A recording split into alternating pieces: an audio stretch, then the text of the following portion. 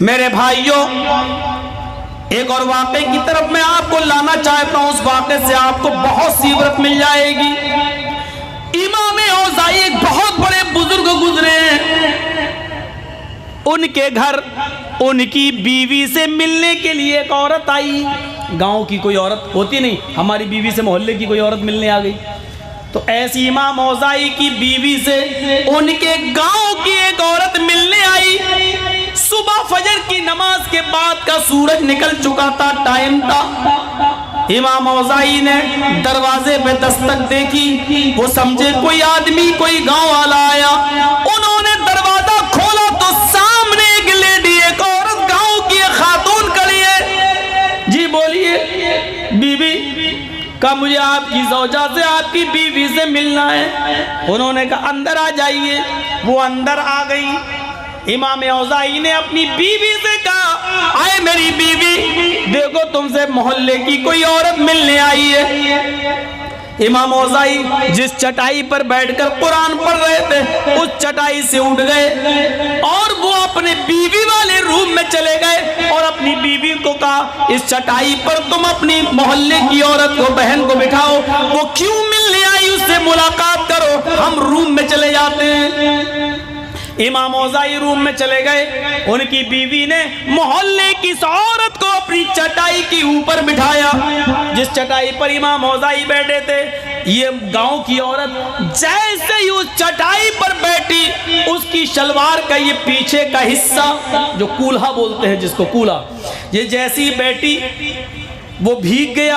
यानी उस चटाई के ऊपर पानी पड़ा हुआ था या कोई चीज, जैसी वो बैठी वो पीछे का पूरा हिस्सा भीग गया। गांव की उस औरत की नजर जैसे ही चटाई पर पड़ी तो उसने देखा इस पे नमी है और इस नमी से ये मेरे कूले का पीछे का हिस्सा भीग गया। उसकी नजर घर के आंगन में पड़ी। इमाम औज़ाई के 3-4 साल का बेटा खेल रहा था, वहीं पर वो बिल्कुल बरहना था, उसके जिस्म पर कोई कपड़ा न था। वो समझी गांव की औरत, इस बच्चे ने इस चटाई पर अभी अभी पेशाब किया है और यही पेशाब मेरे लग गया है। चीखना शुरू कर देती है, आई इमाम औज़ाई की बीवी, शर्म नहीं आती, मुझे ऐसी चटाई पे बिठा दिया है कि आपके बच्चे ने उस पर पेशाब कर दिया है और इस पेशाब ने मेरे कपड़े को नापाक कर दिया। अब घर जाऊं, इसको धुलूं और मैं भी गुस्ल करूं, नहाऊं या इतना हिस्सा धोऊं। कम से कम ख्याल रखा करो, आने वाले मेहमान को जहाँ चाहती हो बिठा देती हो। इमाम औज़ाई की बीवी कहती है, मेरी बहन गुस्सा मत होइए, तुम बेधड़क होकर नमाज पढ़ सकती हो, कुरान पढ़ सकती हो। मैं गारंटी के साथ कहती हूँ कि तुम्हारा कपड़ा नापाक नहीं हुआ है, ये पेशाब नहीं है। वो कहती है कि मैं कैसे मान लूं ये पेशाब नहीं है, आपका बेटा नंगा है, बरहना है, आपके साथ इस चटाई से अभी यहाँ उठा है और आप कह रही हो कि ये पेशाब नहीं है। अभी अभी तो इमाम औज़ाई यहाँ बैठे थे, वो उठ के गए हैं और इस बच्चे ने पेशाब किया है और तुम कह रही हो पेशाब नहीं है। इमाम औज़ाई की बीवी थोड़ा सख्त लहजे में आई, कहने लगी, मैं इस घर की मालिका हूँ, इस घर की औरत हूँ, मुझसे ज्यादा तुम नहीं जानती हो।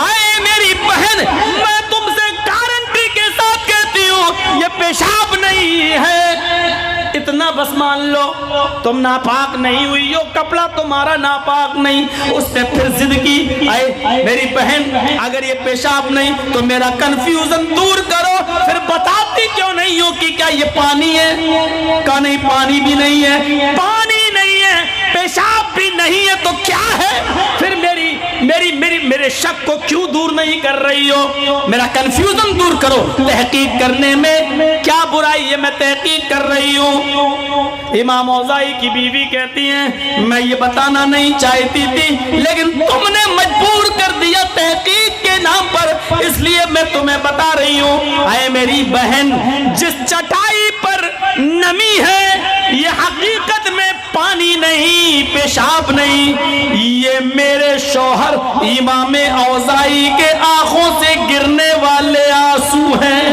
उनकी आंखों से टपकने वाले आंसू हैं। वो फजर की नमाज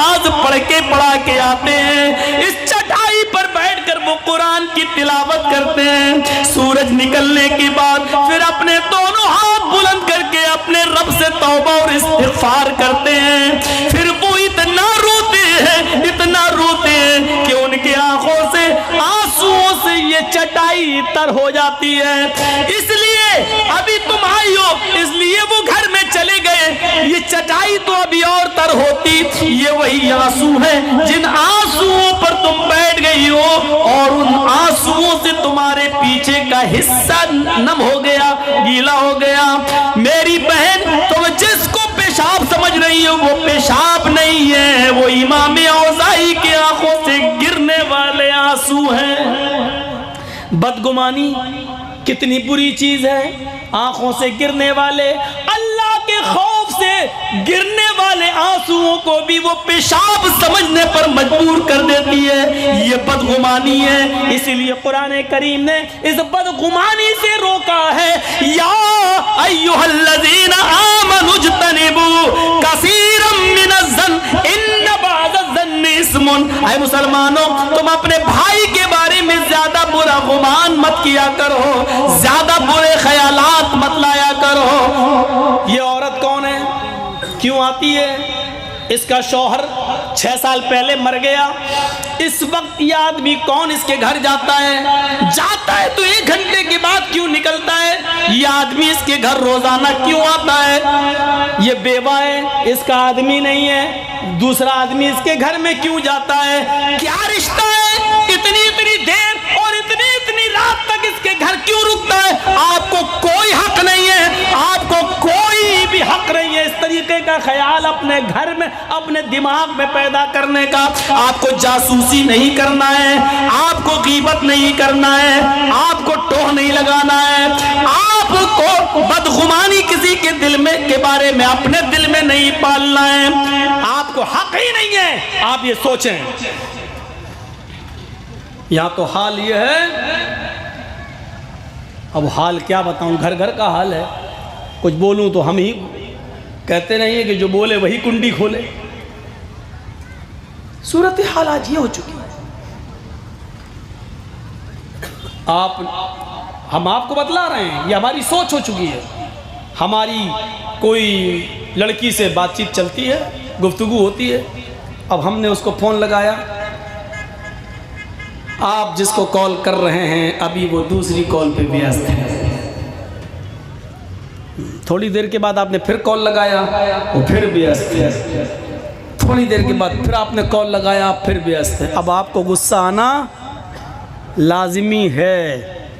चौथी मर्तबा जो व्यस्त बताया, फिर जब भी लगेगा कुतिया डाइन, किस किस से तेरा चक्कर चल रहा है? हमसे भी प्यार करती है, दूसरों से भी बिजी लाइन तेरी रहती है। ये हमारे समाज की सबसे बड़ी प्रॉब्लम है। हमने अपने दिमागों में अब ये पाल रखा है, हो सकता है कि उसका बाप आईसीयू के अंदर एडमिट हो, ये भी हो सकता है कि वो ब्लड की जरूरत हो, वो अपने बाप के लिए ब्लड मांग रही हो और कई जगह फोन लगा रही हो और आपको रिस्पांस नहीं दे रही हो। जरूरी नहीं कि आप जो सोच रहे हो वो हो। जरूरी नहीं कि मौलवी जर्जीस ने सोचा कि उसके पैर में जो लंगड़ापन है उसके पैर की मोच है। हकीकत ये भी हो सकती है कि चप्पल टूटी हुई हो सकती है। जरूरी नहीं कि आप जो सोच रहे हैं वो हो। जरूरी नहीं है मेरे भाइयों कि इमाम औज़ाई की बीवी से मिलने वाली औरत जिसको पेशाब समझ रही थी वो पेशाब नहीं, वो आंसू निकले। मेरे भाइयों, ये हमें सोचना पड़ेगा और हमें गौर करना पड़ेगा। या अय्युहल्लज़ीना आमनु इज्तनिबू कसीरम मिनज़्ज़न इन्न बअज़-ज़न्नि इस्म वला तजस्ससू। और दूसरी चीज जो भाईचारे को खत्म करती है वो क्या है? जासूसी। पता लगा रहे कहाँ गया, एक लड़का बैठा गया, घुस गया, निकलेगा, देखते हैं कितनी देर के बाद निकल रहा है। हम बाहर बैठे हैं छुप कर, ये जासूसी। आपको हमें जासूसी करने का कोई हक नहीं है। आपको मालूम है, शायद वाकया आपने सुना होगा, मेरी किसी तकरीर में और ना सुना हो तो आप सुनिए। हजरत उमर फारूक जासूसी नहीं करते थे, लेकिन रात की तारीकी में, रात रात के अंधेरे में ये पता लगाने के लिए निकलते थे कि कौन है जो रात में खाया है, कौन है जो रात में भूखा सोया है, कम से कम भूखों का पता लगाएं। हजरत उमर फारूक रात के अंधेरे में इसलिए निकला करते थे कि मजबूर और बेबस लोगों का मुआयना करें। एक रात निकलते हैं तो घर के एक दरवाजे से गुजर रहे हैं, एक झोपड़ी के पास से गुजर रहे हैं, उनको गाने की आवाज सुनाई दी। दीवार पे कान लगा दिया तो देखा कि हाँ गाना ही है, कोई लड़की गाना गा रही है। अब उनके दिल में आया लड़की गाना गा रही है, इस घर में तो एक बुढ़ा रहता है और बुढ़े को बच्चे नहीं है, बीवी नहीं है, कोई उसका बेटा नहीं है, इस घर में लड़की कहाँ से आई। तो हज़रत उमर फारूक थोड़ा उसकी दीवार पे ऐसे पंजों के बल चढ़ के दीवार पे चढ़ के झांक के देखने लगे। जब झांक के देखा घर के अंदर तो वाकई बुढ़ा शराब के नशे में धुत था, ऐसे कर रहा था।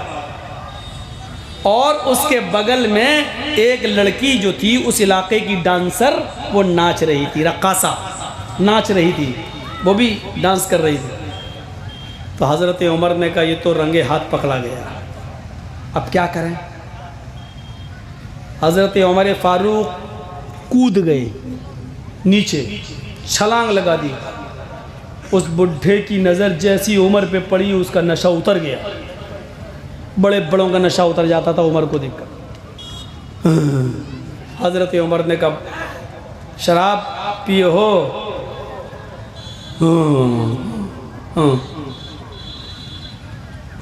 शराब की सज़ा मालूम है? मालूम है। क्या है? 40 कोड़े। कहाँ मारूं तेरे बदन पर? एक कोड़ा खाने की ताकत नहीं रखता, 40 कैसे खाएगा तू?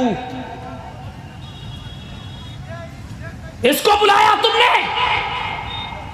कब्र में पैर लटके हुए, तौबा इस्तिगफार की उम्र है, अल्लाह अल्लाह करने की उम्र है, तौबा करने की उम्र है। इस उम्र में तुम शराब पीते हो?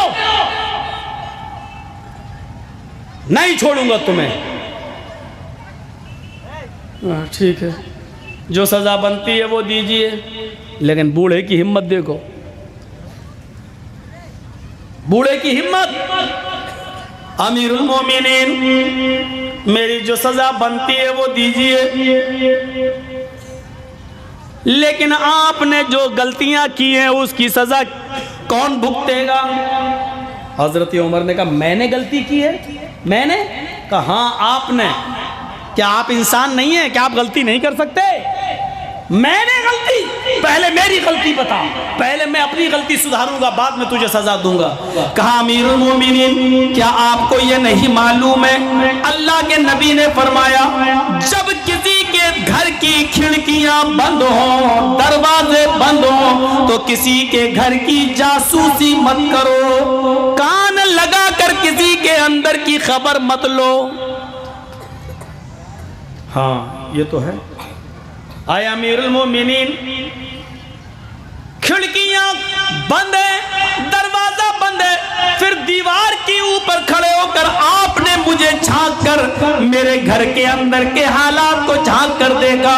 अल्लाह के नबी फरमाते हैं वो बुढ़ा शराब के नशे में भी दलील दे रहा है। यहाँ तो शराब के नशे में तेरी माँ का, तेरी बहन का,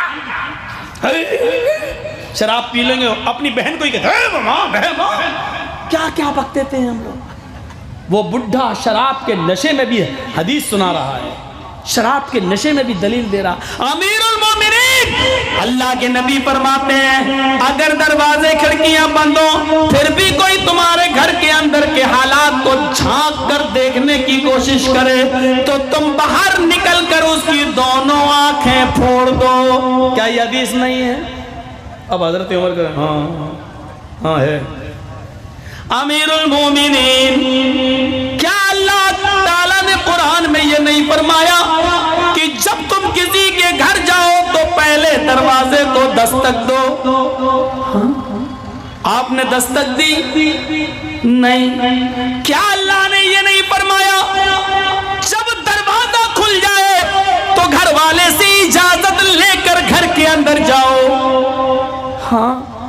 क्या तुमने इजाजत ली? क्या मैंने आपको अपने घर आने की इजाजत दी? कहा नहीं। अमीरुल मोमिनीन, क्या अल्लाह के नबी ने ये नहीं फरमाया जब तुम किसी के घर में जाओ तो अस्सलामु अलैकुम कहकर जाओ? हाँ। तो क्या आप सलामु अलैकुम कहकर अंदर आए? नहीं।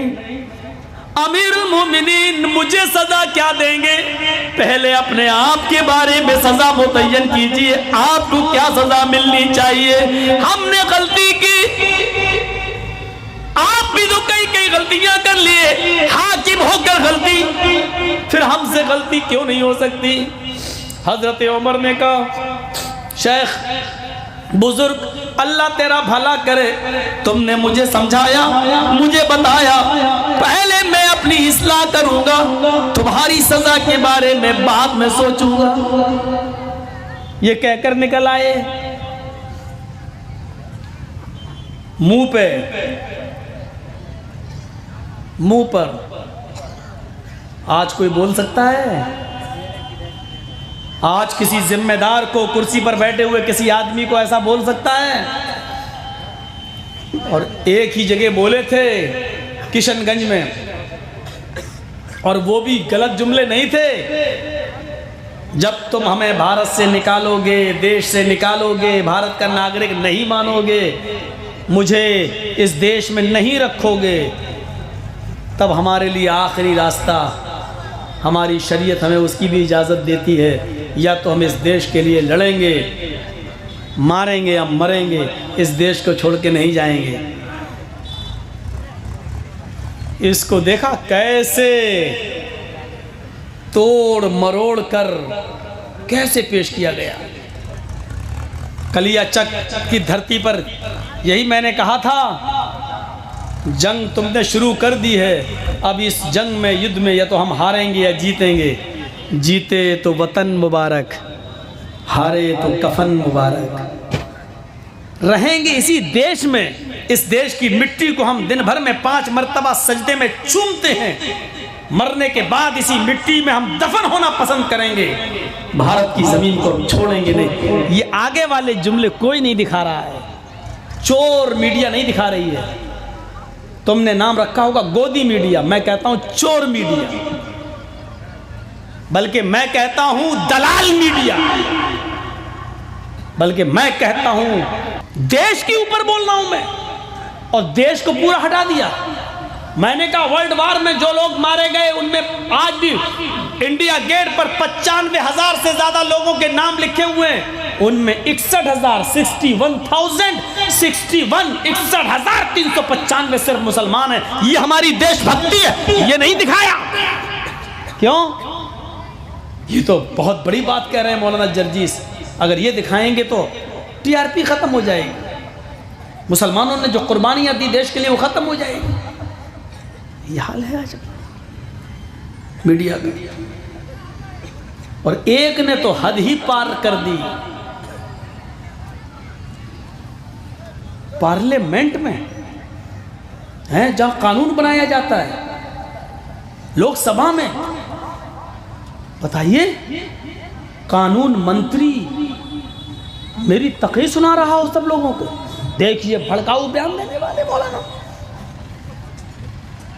यानी लोकसभा में ताज्जुब। और फिर मैंने कहा कपिल मिश्रा की भी सुना देते, अनुराग ठाकुर का भी जरा दिखा देते। और मैं चैलेंज देता हूं इंडिया टीवी के बॉस रजत शर्मा जी को, चैलेंज, मेरी पूरी तकरीर जो मैंने कलियाचक और मालदा में बोली है, किशनगंज में, हूबहू A to Z पूरी तकरीर अपने चैनल पर चलाओ, और दिल्ली में अनुराग ठाकुर और कपिल मिश्रा की पूरी स्पीच अपने इंडिया टीवी पर चलाओ, और देश के 125 करोड़ देशवासियों को फैसला करने दो कि देश की गद्दारी में कौन बोल रहा है, देश को बांटने की बात कौन कर रहा है, देश के टुकड़े टुकड़े करने की बात कौन कर रहा है, हिंदू मुस्लिम सिख ईसाई भाईचारे को खत्म करने की बात कौन कर रहा है। आओ, अगर तुमने अपनी मां का दूध पिया है तो मेरे इस चैलेंज को कबूल करके दिखाओ। नहीं करोगे, क्यों? बहुत से चारा आना बंद हो जाएगा। जो बकरियों को भेड़ों को चारा डाला जा रहा है वो चारा बंद हो जाएगा। मैं कहता हूं आपको ये नाम मुबारक हो, इतिहास कभी इस चीज को दोहराएगा, इतिहास दोहराएगा, तारीख दोहराती है। इतिहास हम रहे न रहे, मेरे बाद आने वाली नस्लें, मेरे भाइयों, बाद में आने वाला लिखा जाने वाला इतिहास इस चीज को दिखाएगा। वो बात सामने आएगी। हुकूमत और सल्तनत कुफ्र से चल सकती है लेकिन जुल्म से नहीं। कल आएंगी ये सारी बातें। वला तजस्सुस, जासूसी मत करो। हजरत उमर फारूक ने भी एक बार की तो समझा दिया गया, उसके बाद नहीं। हम जासूसी क्यों करेंगे किसी के पीछे? क्यों हम पड़ेंगे किसी के पीछे? चाहे कुछ भी कर रहा हो वो घर के अंदर, अंदरूने खाना घर के अंदर वो कुछ भी कर रहा हो, हम उसके हकदार नहीं हैं कि झांक कर देखें। अमीर माविया के घर एक मेहमान आया तो अमीर माविया की बीवी को मेहमान पसंद नहीं था। कहने लगी कितने दिन रहेगा। होता बहुत सी जगह पर मेहमान नवाजी किसी को अच्छी नहीं लगती, बहुत सी औरतों को अच्छी नहीं लगती। अब हम क्या बताएं। एक इलाके में हम लोग गए, 3-4 मौलाना एक जगह रुके हुए थे, तो घर में अंदर उसकी बीवी अपने आदमी से पूछ रही है, ये 2 दिन का जलसा है कि दोनों दिन मौलाना यहीं रहेंगे? वो हम लोगों ने सुन लिया। हमने कहा क्या हो? हमने कही तो कहने लगी अच्छा 4-4 मौलवियों का खाना बनाऊंगी। हम लोग सुन लिए। हम लोगों ने कहा सुनो, अभी खा लो, कहीं होटल में चलते हैं वहीं रहेंगे, वरना कहीं नमक मिर्च ज़्यादा कर देगी। घर में कोई भरोसा नहीं, जमाल अमाल गोड़ा डाल दिया, हम लोगों को 10 लग जाएंगे। अब भरोसा नहीं रहा। हम लोगों ने बड़े प्यार से उस घर के मालिक से बात की। हमने कहा नहीं चलो हम लोग जाए। अरे नहीं यार, 2-2 दिन 4-4 मौलवी एक घर में कैसे? नहीं, हम आ गए, चाय वाय पी लिए सब चले। और रात में तकरीर हमने ख़ास तौर पर मेहमान नवाजी के ऊपर की। नाम नहीं लिया, मेहमान नवाजी, मेहमान की खिदमत करो तो ये सवाब, ये सवाब, ये सवाब, ये सवाब। वही फिर मैंने बताया, ये नहीं कहा कि आजकल की औरतें मेहमानों को आना भी नापसंद करती हैं। ये नहीं साहब, वो आई होगी तो सुन लेगी, फ़ायदा क्या होगा। कभी कभी बहुत बुरे फंस जाते हैं। और हकीकत में 4-4 मौलवी एक जगह क्यों रुकेंगे यार? ये भी तो, या तो मदरसे में रोकिए या अलग अलग घरों पे कहीं ठहराइए, तो एक अलग बात है। तो मैं कह ही रहा था, अमीर माविया के घर एक मेहमान आया, उन्होंने कहा कितने दिन रुकेंगे? माविया की बीवी बोली कितने दिन रुकेंगे? उन्होंने कहा अभी आने की देर नहीं हुई, तुमने पूछा कितने दिन रुकेंगे? 3 दिन तो वैसे ही उसका हक है। 3 दिन? हाँ, क्या हुआ? 3 दिन का, 3 दिन के बाद भी अगर उसका काम नहीं हुआ, बेचारा रुकेगा तो रुकेगा, क्या करें? हम भगा थोड़ी देंगे अपने घर। ठीक है, लेकिन वो रात में सोचने लगी कि कुछ देखूं इसकी बुराई और इल्ज़ाम लगा के इसको घर से निकलवा दूं। तो रात में उठी अमीर माविया की बीवी, रात में उठी और उसके कमरे की तरफ गई जहां अमीर माविया ने उसका अलग कमरा कर दिया था। जाय नमाज रख दी थी, अगर तहज्जुद पढ़ते हो तो रात में उठ के पढ़ लेना। वज़ू का लोटा रख दिया था, पानी भर कर के वज़ू बना लेना। कहा ठीक है, अगर उठ गया तो, वरना तुम मुसाफिर हो, तुम नहीं भी पढ़ोगे तो कोई बात नहीं, फजर की नमाज में इंशाल्लाह मस्जिद में मुलाकात होगी, तुम्हारा रास्ता इधर से। कहा ठीक। ये उठी रात में तो अमीर माविया सो रहे हैं। अब ये उठी तो कमरे में दरवाजे पे कान लगा के सुना तो वो मेहमान गाना गा रहा है, युगन्नी, वो गाना गा रहा था, काना युगन्नी का लफ्ज़, और बड़ा बेहुदा गाना गा रहा था, बड़ा बेशरम गाना, गलीज़ और गंदा गाना। तो हम लोग अपने गानों की क्या मिसालें दें, आप लोग सब जानते ही हैं कैसे कैसे चल रहे हैं। उनकी चौक गई उनकी बीवी है, इतना गंदा गाना गा रहा है। उस ज़माने में इश्किया शायरी बड़ी भयानक चलती भी थी। अब वो आई गया, मिल गया, इसकी बुराई। अब तो ये भगा देंगे, मेरे शौहर तो सुनेंगे तो एकदम भगा देंगे। उठो हजरत उठो, अपने शौहर मियाँ मियाँ हाँ उठो। क्या हुआ, रात में उठा दिया तुमने मुझे, अपने मेहमान की करतूत देखो। क्या, अरे सुनो, कान लगाओ। अरे कान, अरे लगाओ तो गाना गा रहा, वाकई गंदा गाना था। लेकिन उन्होंने उसको डांटने के बजाय अपनी बीवी का हाथ पकड़ा, खींच के लाया, इधर इधर चारपाई पे लेटा, चल लेट। क्यों ये बताओ, जब मैंने उसका कमरा अलग कर दिया, उसका रूम अलग कर दिया, उसका पानी अलग कर दिया, उसकी जाय नमाज अलग कर दी, तो तुमने उसके कमरे की जासूसी क्यों की? वो कमरे के अंदर क्या कर रहा है, तुम्हें उसका टो लगाने की क्या जरूरत? तुम्हें मालूम नहीं कुरान ने कहा वला तजस्ससू, एक दूसरे की जासूसी मत करो। कब वो गलत काम कर, गलत करे या सही, तुमने अंदर उसका मामला वो था, उसका रब था, तुमने जासूसी क्यों की? तुम क्यों उसके बीच में पड़ी? मेरी गलती है, उसकी कुछ नहीं, नहीं उसकी नहीं, तुम्हारी गलती है। उसकी गलती है, लेकिन हमें तब मालूम हुई जब हमने जासूसी की। जासूसी नहीं करना चाहिए था। बंद करो ये नौटंकी, सो जाओ। उसको नहीं भगाए, नहीं भगाएंगे, वो मेरा मेहमान है, बैठ सो जाओ। सो गई, लेट गई, नींद देर से आ रही है। शौहर डांट देता है तो औरत को थोड़ा बुरा लगता है, इसलिए हो सोच समझ के डांटा कीजिए, ज़्यादा मत डांटिए, बहुत ज़्यादा ज़रूरी है तो डांटिए। और दो चार औरतों के सामने या मर्दों के सामने डांट दिए तो औरत को और ज़्यादा बुरा लगता है। घर में डांटा था, बहरहाल थोड़ी देर के बाद अमीर माविया बार बार देख रहे हैं सोई कि नहीं सोई, ये सो जाए तब मैं समझाने जाऊँ उसे, इसके सामने नहीं समझाऊँगा। वो बेचारा क्या सोचेगा कि देखो हमें सबके सामने इंसल्ट कर रहा है, अकेले में समझाऊँगा। ये अभी थोड़ी देर में सोई, लेकिन बार बार उठ के देख रहे हैं। जब वो सो गई तब भी यकीन नहीं आ रहा कि सोई कि नहीं हुई, हम उठें कहीं उठ ना जाए। थोड़ी देर के बाद जब खर्राटे लेने लगी, जब नाक का जनरेटर चलने लगा, तब वो समझे हाँ अब गई है दूसरी दुनिया में। अब उठे और जा रहे हैं अपने मेहमान को समझाने, लेकिन दरवाजे तक पहुंचने से पहले सोचते हैं कि एक बार और सुन लूं, अगर गा रहा है जाग रहा है तो जाऊं, और अगर सो गया तो उसकी नींद ख़राब नहीं करूं, सुबह फजर के बाद समझा दूंगा। तो अब दोबारा जब कान लगाया तो वही मेहमान अब कुरान की तिलावत कर रहा है, अभी गाना गा रहा था। और अब जब दोबारा जब इन्होंने कान लगाया तो वो कुरान की आवाज़, जो गाना अच्छा गाता है वो कुरान भी अच्छा पढ़ता है, सुरीली आवाज़, बेहतरीन क़िरात में कुरान की तिलावत कर रहा है। इन्होंने अपनी बीवी को उठाया, उठ, क्या है, उठ इधर आ, कहाँ ले यार, उठ इधर आ, उठ। तो क्या हुआ, मेहमान भाग गया क्या? अरे भागा नहीं, कान लगा के सुन। क्यों सुनूं, आपने तो जासूसी करने से मना किया। अरे सुन तो, नहीं आपने तो मना किया।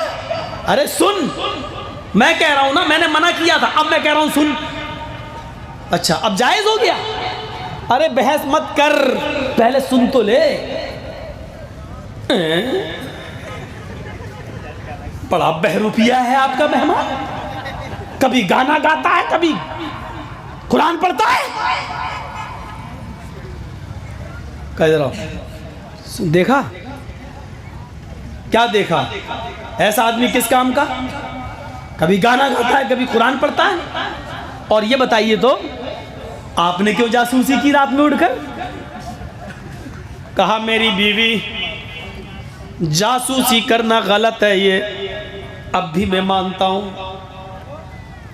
तुमने जासूसी की हो या मैंने की हो, दोनों गलत हैं, मैं उसको जायज़ नहीं कह रहा हूं, लेकिन हमारी और तुम्हारी जासूसी में फ़र्क है। आए मेरी बीवी, तुमने जब जासूसी की तो गाना गा रहा था, हमने जब जासूसी की तो कुरान पढ़ रहा था।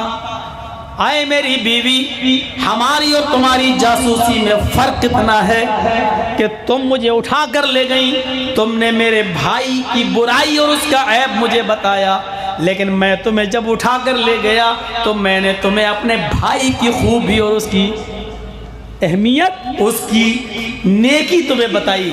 अल्लाह के नबी ने फरमाया, जब अपने भाई में कोई बुराई देखो तो उस पर पर्दा डालो, जब कोई खूबी देखो तो उसको लोगों के सामने बयान किया करो, उसको लोगों के सामने आया किया करो। आए मेरी बीवी, हमारी और तुम्हारी जासूसी में फर्क इतना है कि तुमने मुझे मेरे भाई की बुराई दिखलाई जिस पे पर्दा डालने का हुक्म है, और मैंने जासूसी की जरूर है लेकिन मैंने अपने भाई का हुस्न और नेकी दिखलाई जिसको बयान करना और आम करने का हुक्म है। आए मेरी बीवी, आइंदा किसी के बारे में बुरा गुमान मत करना।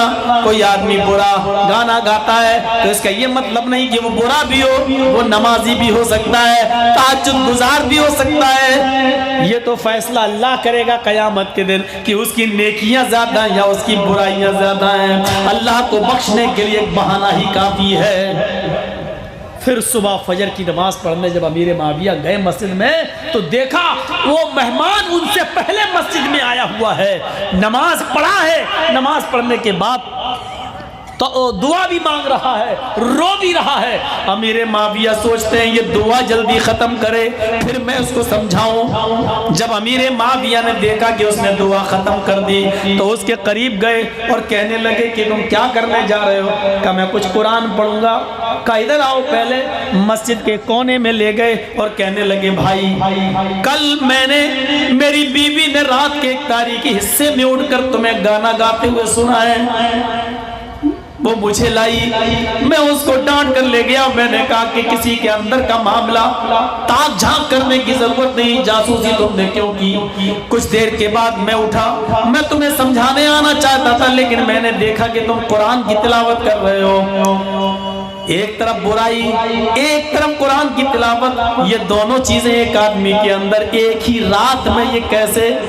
मुझे बताओ मेरे भाई। उसने कहा अमीर माविया, आए माविया, मुझे बहुत ज़हनी उलझने हैं, दिमागी टेंशन है, मेरी बेटियां जवान भी हैं, उनकी शादियां भी होना है, और भी टेंशन हैं, मैं कर्जदार भी हूँ, लोगों का मुतालबा भी है, मुझे कर्जा भी देना है। जब ये उलझन और टेंशन जब मुझे सताने लगते हैं तो मुझे रात में नींद नहीं आती है, मुझे नींद नहीं आती है, फिक्र और उलझने मुझे सोने नहीं देती हैं। इसलिए मैं अपने दिल को बहलाने के लिए गाने गाने लगता हूँ, इश्किया गाने गाकर मैं अपने आप को भुलाना चाहता हूँ, लेकिन गाने भी हमारे रंज को और गम को भुलाते नहीं है और बढ़ा देते हैं। फिर मैं वुज़ू बना लेता हूँ और कुरान पढ़ना शुरू कर देता हूँ। कुरान पढ़ने के बाद मेरे दिल को एक सुकून मिल जाता है, फिर मुझे थोड़ी बहुत देर के लिए सुकून के साथ नींद आ जाती है।